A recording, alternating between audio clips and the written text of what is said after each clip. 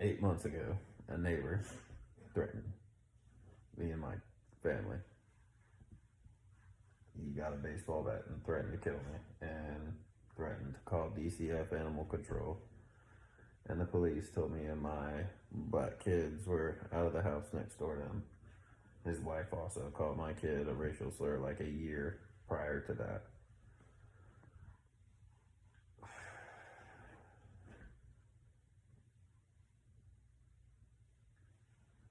I don't want to stress it too much or go over it too much because it's still an open case because the police arrested me for aggravated stalking.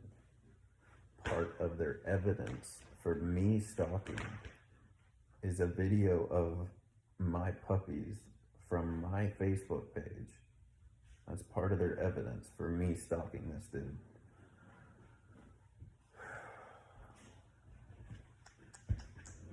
Pretty girl.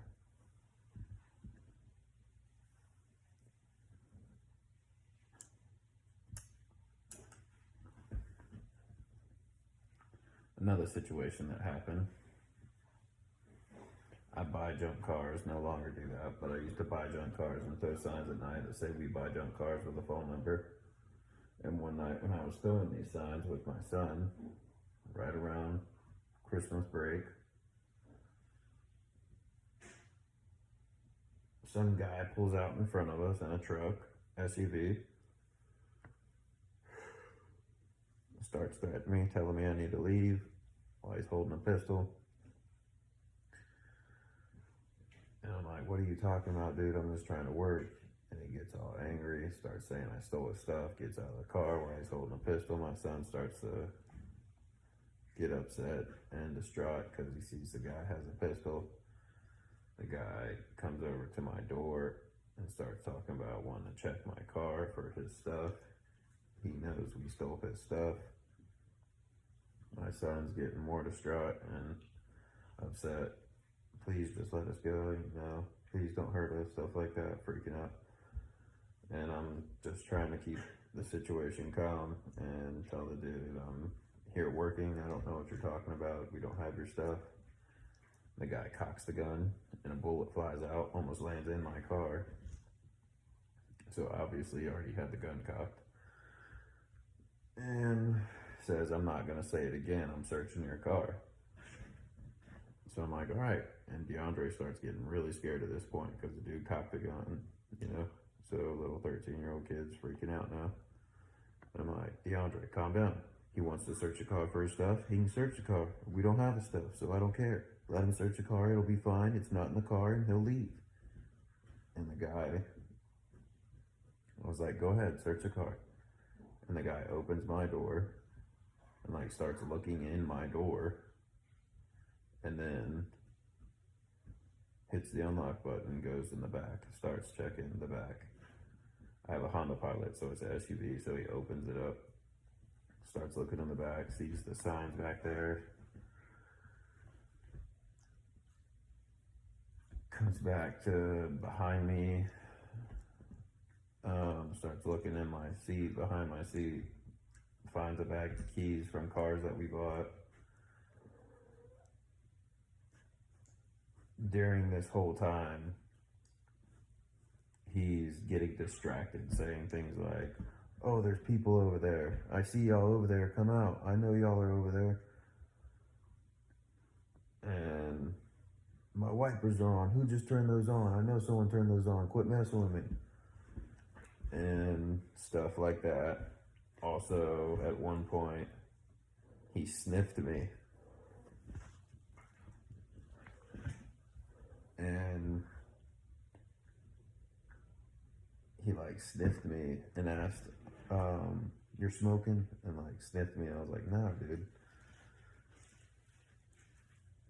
And he kept calling my son a girl. He's like, someone told me there was a white man with a black girl out here. I think he was schizophrenic or bipolar or on a lot of drugs or something. But dude with a pistol, losing his freaking mind, threatening me and my son while I'm working throwing signs. Second instance that happened. Third instance that happened. That was crazy. This is all within the past year. third instance that happened. Some kid at school, at my son's school, said something to some girls, said that he was going to R word some girls.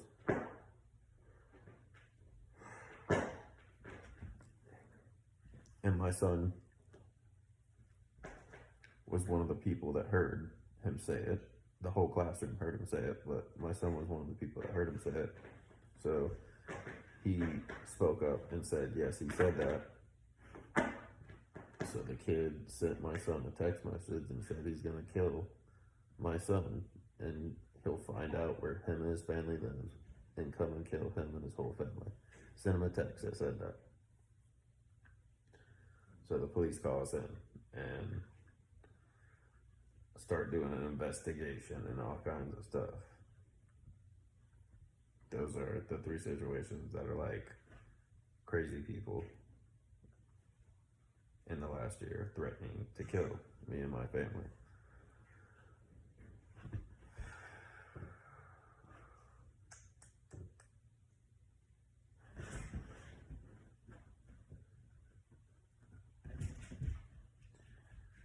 None of this is made up. It's all a true story.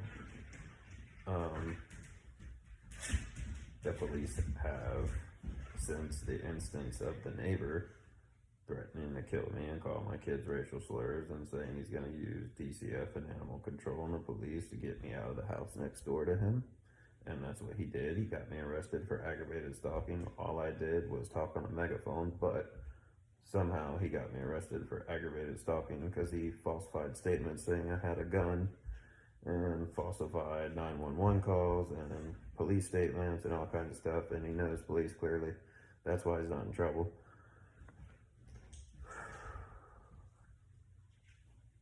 And this young kid that had this situation happen at my son's school, the police have called me, detectives have called me, victim advocates called me. Like, I've had more calls from this situation at school where a kid threatened to kill another kid than I've had ever about the neighbor threatening to kill me and calling me and my family racial slurs, while calling my child a racial slur, directing the slur at my child while he's standing right there. So did his wife also.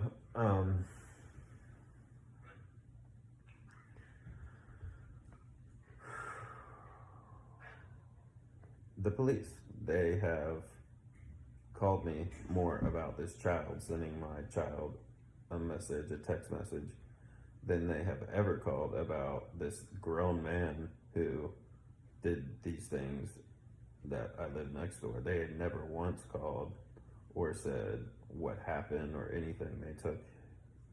They came to my house 50 times in 3 weeks. They were there harassing, stalking, and intimidating me and my family to the point that I felt like the police were there to harm me at some point. Like, they were just gonna come harm me or my family. I was losing my mind. But beyond that, I really felt like this dude and the police were at war with me and my family. That's what it felt like. That's what it kind of still feels like.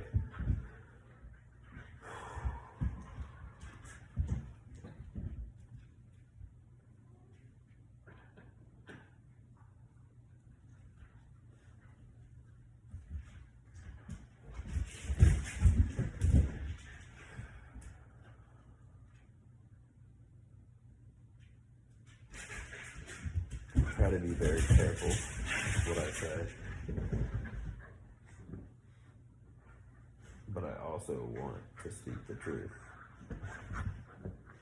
And I also want to bring light and peace and positivity into reality. But I also want to hold people accountable for doing horrible things, especially to a child. And just people who live in that, like, hate mentality of, like,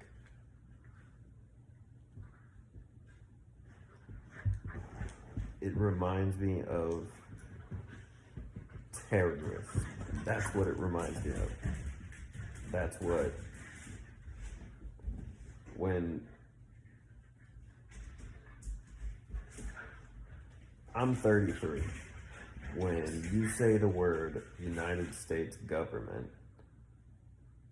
the word I think of that comes to mind, if I could pick one word, I'm gonna say two. Okay, if one word, you get to pick one word, it would either be corrupt or terrorist. Those two are the words that I think of when I think of the United States government. But also, that's what I think of when I think of government, period.